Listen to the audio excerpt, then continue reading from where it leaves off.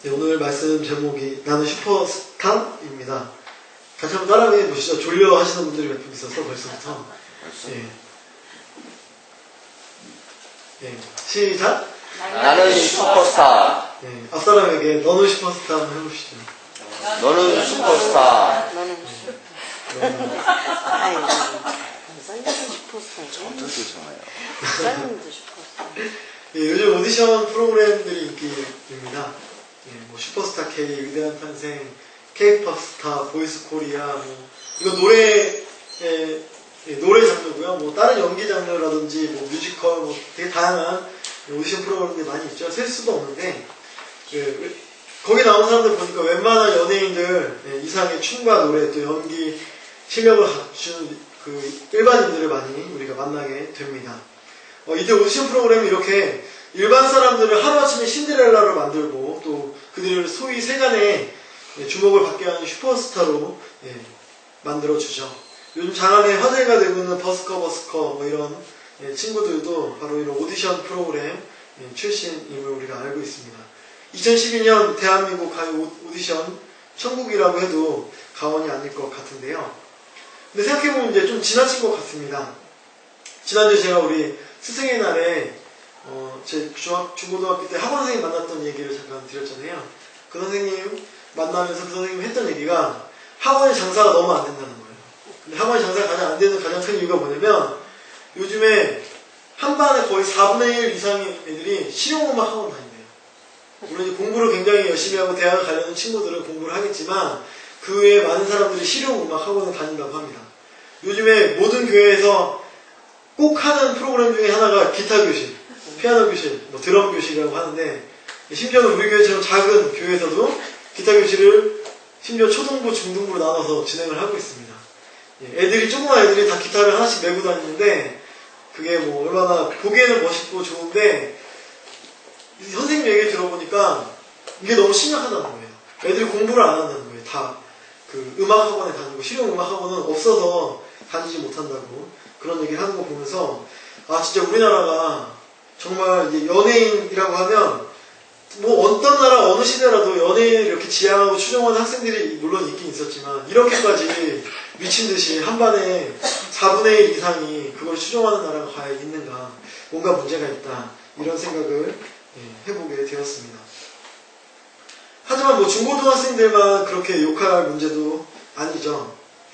사실은 우리 모두가 이런 슈퍼스타들을 한 번씩은 꿈꾸면서 살아가지 않나. 아니면 지금의 시대가 우리에게는 이런 슈퍼스타를 꿈꾸게 만드는 그런 시대가 아닌가 생각해 보게 됩니다. 우리 자신도 남들이 주목하는 인생을 살고 싶지 않습니까? 다른 사람들이 부러워하는 인생, 또 다른 사람들이 부러워서 너무나 쫓아서 살아보고 싶은 그런 인생을 우리가 살기를 원하지 않습니까? 사람은 누구나 슈퍼스타가 되기를 꿈꿉니다. 남들에게 주목을 받고요. 스포트라이트를 받는 것만큼 환상적인 것이 어디 있겠습니까? 저도 가끔 못하는 노래이고 잘 못하는 실력이지만 사람들 앞에 노래를 공연할 때가 있습니다. 가끔 춤을 출 때도 있고요. 랩을 할 때가 가끔씩 있는데 사람들이 나를 보면서 박수를 쳐주고 또 환호를 해주는 그 느낌이 얼마나 짜릿한지 모릅니다. 사람들이 내게 칭찬을 해주고 잘했다고 하는 그 기분이 참 얼마나 묘한지 모릅니다.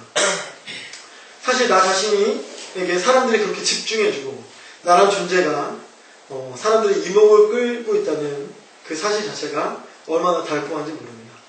그래서 가끔 연예인들이 또 가수들이 텔레비에 나와가지고 자기 공연한 이야기를 막 하잖아요.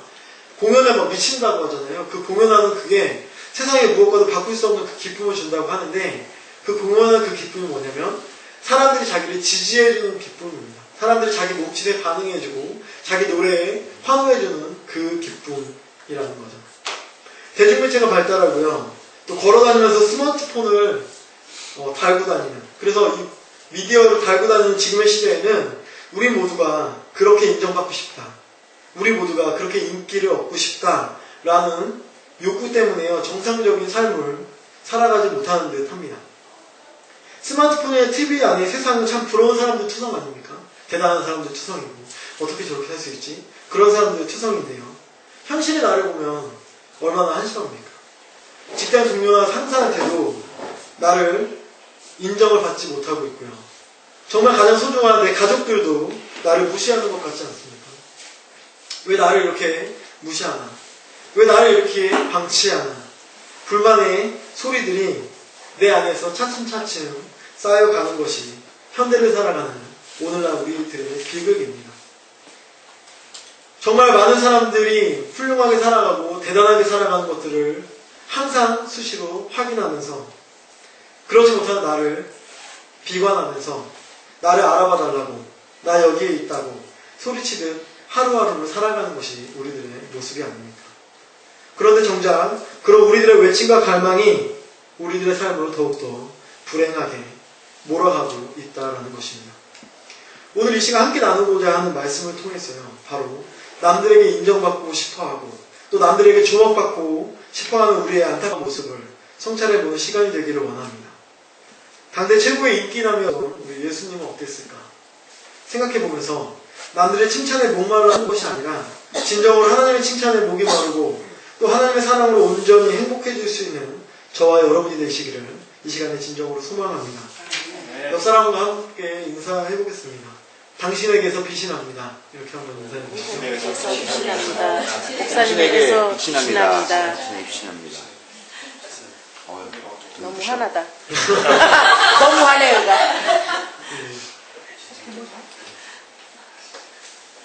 말씀이 안 들었네. 예. 오늘 말씀 제가 보겠습니다. 오늘 말씀은 예수님 산상수훈에 있는 말씀입니다. 마태복음 5장부터가 산상수훈이 시작되는데 오늘 14절, 16절 말씀이죠. 당시 예수님께서는 정말 엄청난 인기남이었습니다. 아마 그 누구도 부럽지 않았을 것 같아요. 그날도 수많은 사람들이 예수님의 말씀을 듣기 위해서 산 위를 가득 메우고 있습니다. 예수님은 산등성이에서 그 사람들에게 향해서 말씀을 전하고 있죠. 아마도 전날 주셨던 말씀이 사람들에게 깊이 각인되었던 모양입니다. 이 전에 주셨던 예수님이 하셨던 말씀은 팔복에 관한 말씀이었습니다. 어떤 사람이 복을 받는지 또 여러분들이 받을 복은 무엇인지에 관한 내용이 바로 팔복의 말씀이죠.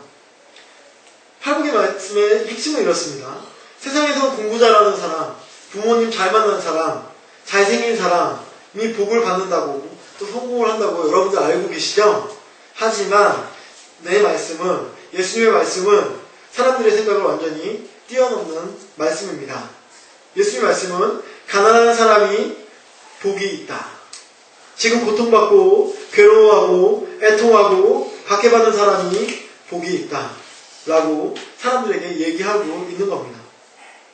그 지지리도 가난한 동네 갈릴리에서 모두가 포기하고 교회를 절레절레 흔들었던 그 저주받은 마을 갈릴리에서 거기에 복이 있다고 지금 말씀하고 있는 건 아닙니까?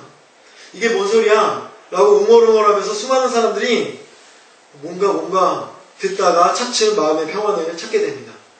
당시 예수님 주변에 몰려있던 그 사람들도 그다지 잘 사는 사람들이 아니었지 않습니까?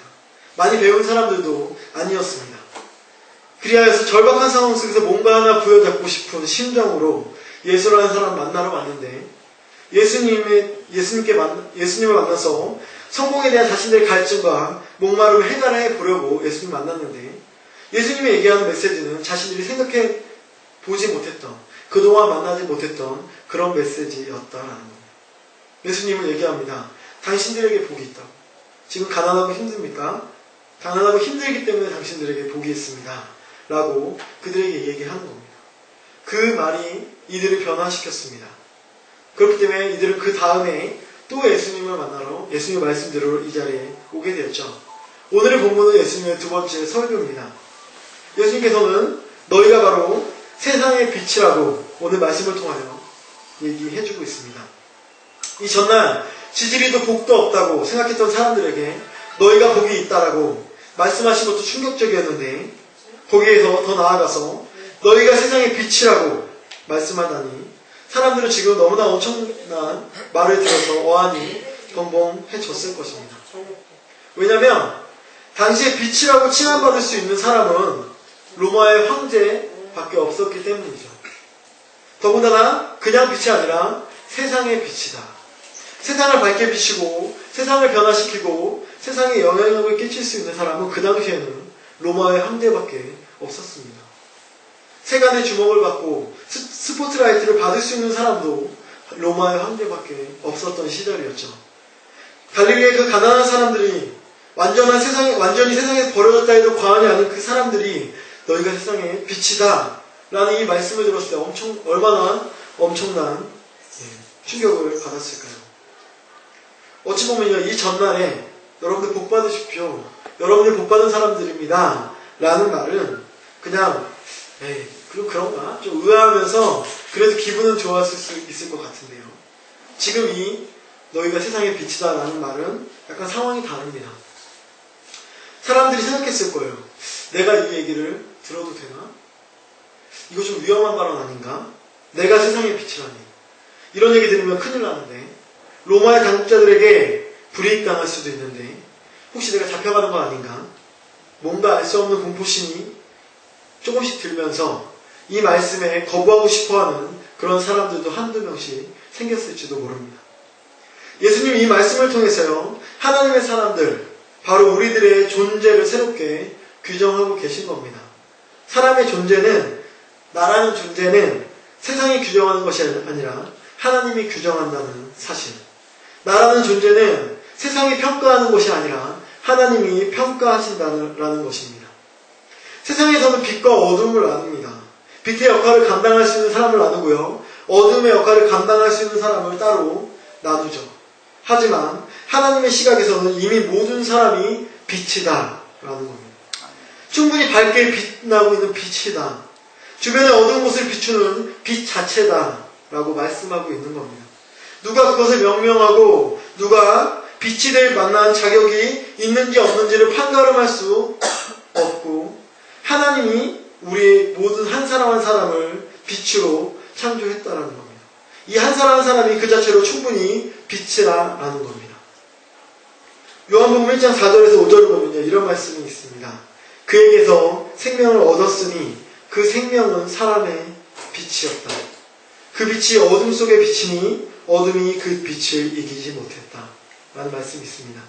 생명이 바로 사람의 빛이라는 겁니다. 우리가 갖고 있는 생명, 우리가 살아있다라는 것 자체로 너는 빛이다 라고 하나님께서는 얘기하고요, 우리는 사람들에게 내가 살아가는 것 자체로 당신은 빛입니다 라고 이야기 듣기에 마땅한 존재라는 겁니다. 사람들은요, 엄청난 스포트라이트를 받아야 슈퍼스타가 되는 줄 착각합니다. 많은 사람들이 지지를 받고요, 많은 돈을 벌고요, 인기가 있어야 슈퍼스타가 되는 줄 착각하고 있습니다. 그러니까요, 많은 사람들이 그렇게 슈퍼스타가 되려고요, 안간힘을 쓰죠. 인기가 많게 하기 위해서 공부도 많이 하고요, 돈도 많이 벌려고 하고요, 다른 사람들 위에 서려고 발버둥들을 치게 됩니다. 그렇게 슈퍼스타가 되려고 안간한 힘을 쓰다가 자기 자신한테 실망해서 많은 사람이 스스로 목숨을 끊기도 합니다.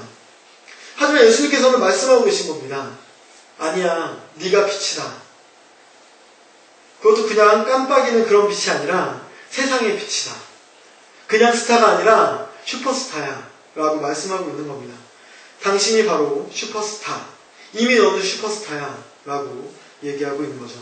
조명을 받고 스포트라이트를 받아야 빛이 아니고, 조명을 받고 스포트라이트를 받아야 슈퍼스타가 아니라 넌 이미 스스로 빛나고 있는, 너 스스로 반짝반짝이고 있는 진짜 슈퍼스타라고 예수님은 우리에게 말씀해주고 계신 겁니다. 여러분은 여러분 자신이 진짜 슈퍼스타라는 사실을 믿으십니까? 믿든 안 믿든 우리 모두는 슈퍼스타라는 겁니다. 큰 빛이자 세상의 빛입니다. 그러니까 빛이 되기 위해서는 사실 안간힘 쓸 필요가 없습니다. 미운 우리 새끼가 백조가 되려고 얼마나 노력합니까? 여러 가지 모험도 하면서, 질투도 하면서, 자기의 목숨도 버리고, 자기 자신을 얼마나 실망합니까? 근데 결국은 실은 자기가 진짜 백조임을 모르고 그렇게 실망하고 그렇게 많은 모험을 경험했던 건 아닙니까? 자기가 진짜 백조였는데. 우리 스스로가 충분히 빛 그 자체라는 것을 진심으로 깨달으시길 주님의 이름으로 소망합니다. 그런데요, 오늘 말씀에서도 이야기하고 있는데 너희 빛을 사람에게 비추어서 그들이 너희의 착한 행실을 보고 하늘에 계신 너희 아버지께 영광을 돌리게 하여라 라고 말씀하고 있습니다. 우리가 스스로 빛이라고 하면 걱정이 하나 생깁니다. 왜 생기냐면 왜 서울 하늘에 별이 없는 줄 아십니까? 주변에 너무 빛이 많아서 그렇다고 그래요. 빛공해라고 할 정도로 빛이 많기 때문에 정작 서울은 밤하늘의 별을 찾아볼 수 없다라고 합니다. 실제로 서울의 밤하늘에 별이 없어서 진짜 별이 없는 것 아닌 거 아시죠? 별이 사실 있는 겁니다. 우리 눈에 보이지 않는 거죠. 근데 그에 반해서 시골은 뭐 하늘이 맑고 공기가 좋아서 뭐 별이 보일 수도 있겠지만 실상은 빛 자체가 별로 없기 때문에 정말 어두컴컴하기 때문에 별이 잘 보인다고 합니다. 제가 중국의 워크캠프를 여러 번 갔었는데 중국 해발 2,400m에서 3,000m에 된 고원지대, 그 다음에 정말 전기불 하나가 없는 그 깜깜한 한센인 마을에 가면 밤이 되면 아무것도 없습니다. 별빛밖에 없어요. 근데 너무 환합니다. 별이 어느 정도냐면 온 하늘을 가득 메우기 때문에 비가 오는 것 같아요. 별이. 그 다음에 별똥별도 계속해서 떨어지는 게 늘 눈으로 확인되기 때문에 사실 날씨가 맑으면 별똥별을 눈으로 자연스럽게 보는 게 당연하다고 합니다. 근데 우리는 빛이 너무 많기 때문에 빛공해에 시달리기 때문에 별똥별을 볼 수가 없는데요. 그곳에 가면 별똥별도 정말 많이 볼 수 있거든요. 그 어둡고 그 처량하고 그 음산한 한센인 마을에 정말 아름다운 별들이 반짝반짝 빛나는 거 볼 수가 있다는 겁니다. 그러고 보니까 빛은 어둠 속에서만 빛을 발한다 라는 겁니다. 아이러니하게도 빛의 속성이 그렇습니다. 어둡기 때문에 더욱더 밝을 수 있는 것이 빛입니다. 사람들이요, 칭찬을 받고요, 인기를 얻고요, 돈을 생기고요, 자기 인생이 밝아지는 것 같고 명명해지는 것 같으면 결국 그 사람의 인생이 망가지는 걸 볼 수 있습니다.